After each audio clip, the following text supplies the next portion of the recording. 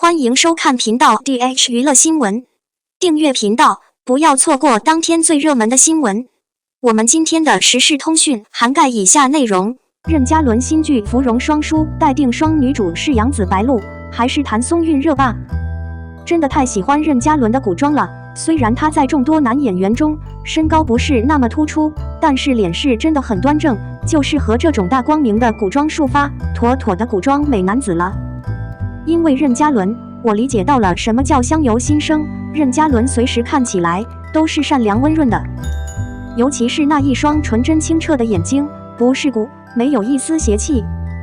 他的眼神太灵了，生动有灵魂。唯一一个30岁以上的演员还能保持自己的眼神如此清澈干净，任嘉伦真的是无与伦比的存在。任嘉伦是怎么做到戏外毫无绯闻，戏内又跟每一位女演员都有一种与生俱来的般配感的呢？芙蓉双珠并蒂开首次宣发，男主是任嘉伦，但是这部剧的双女主开始网传说是白鹿杨紫，后来又看到说是谭松韵迪丽热巴，这是要把跟任嘉伦合作过的女演员都来溜一遍吗？是不是的再加一个景甜和张慧雯呢？这下任嘉伦古装剧中的 CP 就全员大合集了。白鹿任嘉伦合作的《周生如故》也是古装剧中出类拔萃的一部剧了，无论是主角、配角、剧情，剧中人物的感染力，个个都塑造得很成功，也是很尊重中国古代的习俗文化了。《周生如故》太好看了，也很好哭，在我心中已经不像是电视剧了，更像是纪录片，好像历史上真的发生过这些事情。第一次因为一部剧去翻了历史书，任嘉伦和白鹿真的演活了这两个人物，也因为这部剧粉上了他们两个。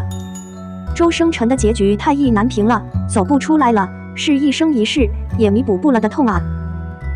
杨紫任嘉伦天机之白蛇传说，两位都是演技很好、人气很高的演员，这部剧真的赚足了我的眼泪，哭得我稀里哗啦。虽然和东宫比起来真的不算虐的，东宫是怨憎恨之虐心，而天机更多的是生离死别、何求不得之的可惜。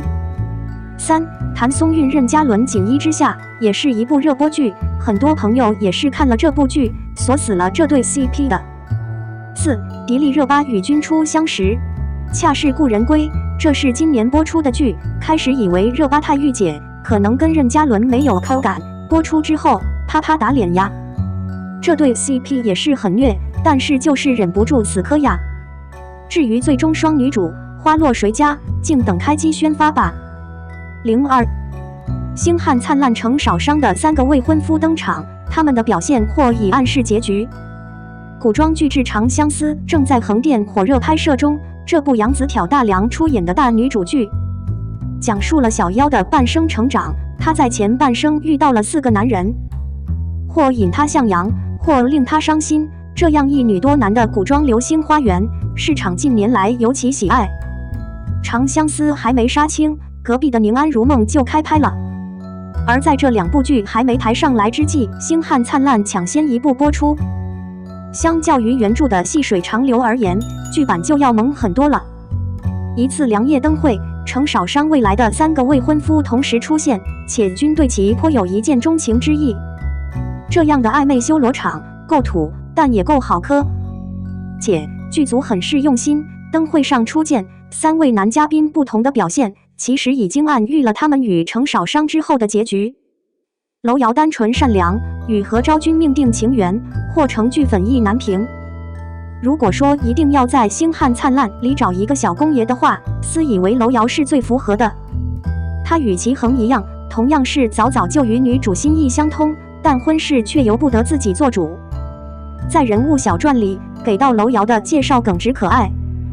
在剧里初登场的是他，也确实是一副憨厚样子。看见程少商猜灯谜时就满眼欢喜，待旁人都离去之后，他独自一人站在程少商面前，看他坐在井边很是愉悦样子，最后等的程少商主动与他对视，他又颇为羞涩地跑开。在灯会上第一个与少商有眼神交流的他，在剧情设定里确实也是第一个与其定亲的，只是如他先离开一般，他虽与少商有婚事，但无奈何家被灭族，他被迫迎娶何昭君。在猜灯谜的时候，何昭君其实就站在他身边，比程少商更早遇见他，